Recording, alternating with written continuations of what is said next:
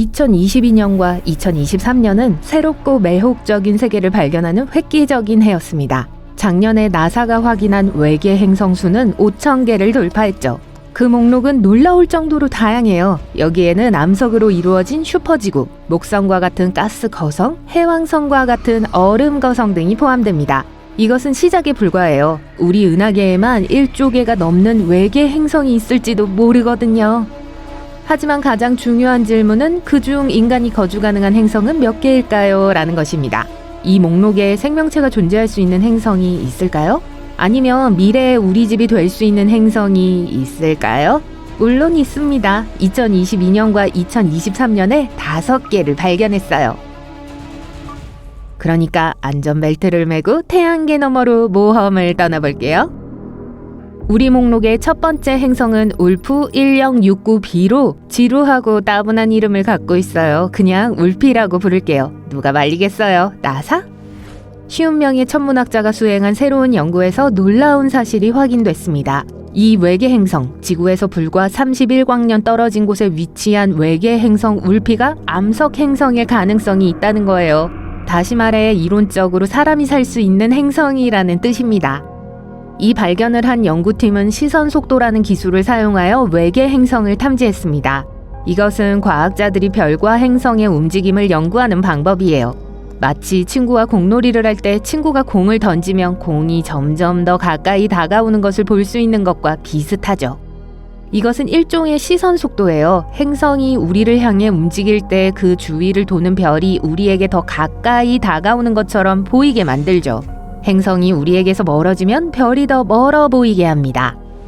과학자들은 이 정보를 사용하여 행성이 무엇을 하고 있는지 얼마나 큰지 알아낼 수 있습니다. 바로 울피를 발견한 방법이에요. 이 외계 행성은 지구 크기로 추정되며 지구 질량의 약 1.3배에 달합니다.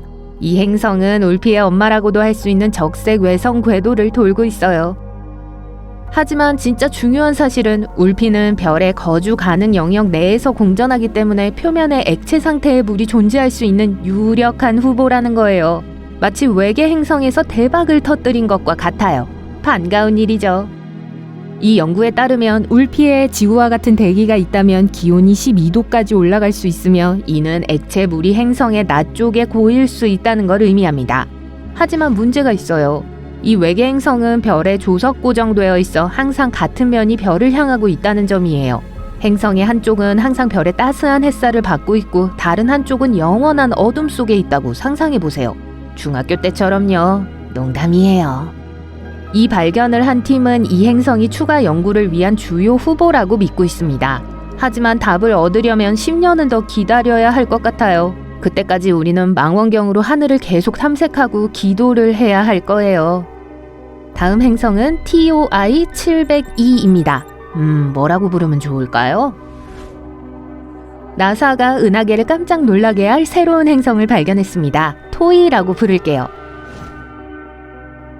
지구와 거의 비슷한 크기에 표면에는 액체 상태의 물이 있을 가능성이 높으며 100광년밖에 떨어져 있지 않아요. 물론 자동차 여행은 어림도 없지만 우주적인 차원에서는 충분히 가까운 거리에 있어요. 토이는 그 시스템에서 4번째 행성이며 짧은 공전 궤도를 가지고 있어요. 28일밖에 안 돼요. 매달 생일 잔치를 할 수 있어요. 야호! 이번 행성의 발견은 횡단법을 통해 이루어졌습니다. 행성 자체는 엄청나게 작아서 발견하기 어려워요. 하지만 행성이 별 앞에 있으면 별에서 나오는 빛의 일부를 차단하여 별이 조금 더 어둡게 보입니다. 행성이 멀어지면 별은 다시 밝아지죠. 따라서 과학자들은 행성을 찾기 위해 별의 밝기가 변하는지를 매우 주의 깊게 관찰합니다. 만약 별의 밝기가 변한다면 행성이 우리와 숨바꼭질을 하고 있다는 뜻이죠. 그렇게 해서 토이를 발견했어요. 테스 미션이 토이를 발견했습니다. 66개의 새로운 외계 행성과 2100개의 추가 후보 행성이 확인되기를 기다리고 있어요.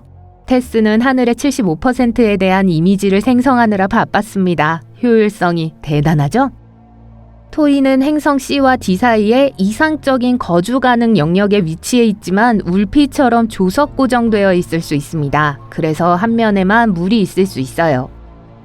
토이의 발견은 향후 후속 관측에 대한 유망한 전망이며 테스가 앞으로 더 작은 외계 행성을 발견할 수 있는 가능성을 보여줍니다. 언젠가 별들 사이에서 인류의 새로운 보금자리를 찾을 수 있을지 누가 알겠어요. 아니면 적어도 새로운 휴양지를 찾을 수도 있겠죠. 다음은 쌍둥이 행성 GJ1002b와 GJ1002c예요. 우리 태양계에서 아주 가까운 거리에 있는 두 개의 외계 행성이 발견되면서 은하계는 조금 더 가까워졌어요. 둘을 헨젤과 그레텔이라고 부를게요. 맞아요. 지구와 비슷한 이 두 행성은 16광년도 채 되지 않는 거리에 있는데 우주적 관점에서 보면 아주 짧은 거리에 불과합니다. 비교를 하자면 프록시마 센타우리 B는 지구 질량과 가장 가까운 외계 행성으로 4.2광년 떨어져 있어요. 따라서 이 두 개의 새로운 이웃은 우리와 가장 가까운 행성 중 하나입니다. 두 행성 모두 태양 질량의 8분의 1에 불과한 적색 외성 궤도를 돌고 있어요. 꽤 차갑고 희미하지만 두 행성이 매우 가깝기 때문에 괜찮아요. 헨젤은 항성 궤도를 도는데 10일이 걸리는 반면 그레텔은 21일이 조금 넘습니다. 생일이 더 많겠네요. 이 발견은 국제과학팀에 의해 이루어졌는데 작은 위협은 아니었습니다. 이 팀은 에스프레소와 카르메네스라는 두 가지 장비를 함께 사용해야 했습니다. 결과는 카페라떼가 아니에요. 행성 표면에 분화구슬을 세어볼 수 있을 정도로 정확한 측정값을 얻었어요.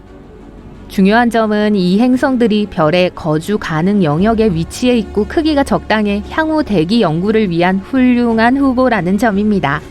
수석 저자는 자연은 우리에게 지구와 같은 행성이 매우 흔하다는 것을 보여주려고 하는 것 같습니다. 이 두 개의 행성을 통해 우리는 이제 태양에 아주 가까운 행성계에서 7개의 행성을 알게 됐어요. 라고 말합니다.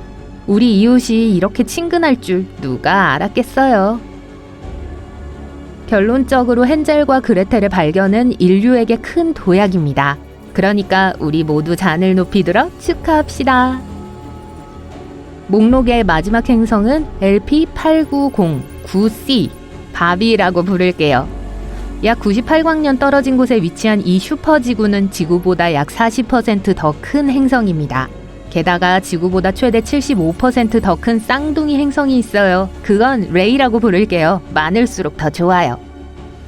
이 두 행성은 적색 외성 주위를 공전하고 있습니다. 안타깝게도 레이는 온도가 123도로 추정되어 만지면 꽤 뜨거울 거예요. 형제인 밥은 별의 거주 가능 영역에 위치하여 생명체가 존재할 가능성이 있는 유력한 후보입니다. 하지만 행성의 실제 온도는 대기에 따라 달라진다는 점을 기억하세요. 가장 바깥쪽 행성인 밥은 온실 효과가 심해 지구보다 금성과 더 비슷할 수 있어요. 따라서 결국에는 너무 더워서 사람이 살기 어려울 수도 있습니다. 하지만 희망을 잃지 마세요. 2021년 12월에 발사된 제임스 웹 우주 망원경이 임무를 맡았어요. 최첨단 기술과 분광기를 포함한 강력한 장비를 갖춘 이 망원경은 외계 행성의 대기를 들여다보고 어떤 행성이 거주 가능한지 밝혀낼 수 있습니다. 그럼 이제 무엇을 발견했는지 살펴볼게요. 이 행성은 두 번째로 유리한 거주 가능 영역의 지구형 행성으로 선정되었습니다. 이제 이 행성은 지구와 비슷한 다른 7개 행성과 함께 목록에 올랐으며 모두 지구에서 약 40광년 떨어져 있어요. 어쩌면 미래에 우리의 새로운 거주지가 될지도 몰라요.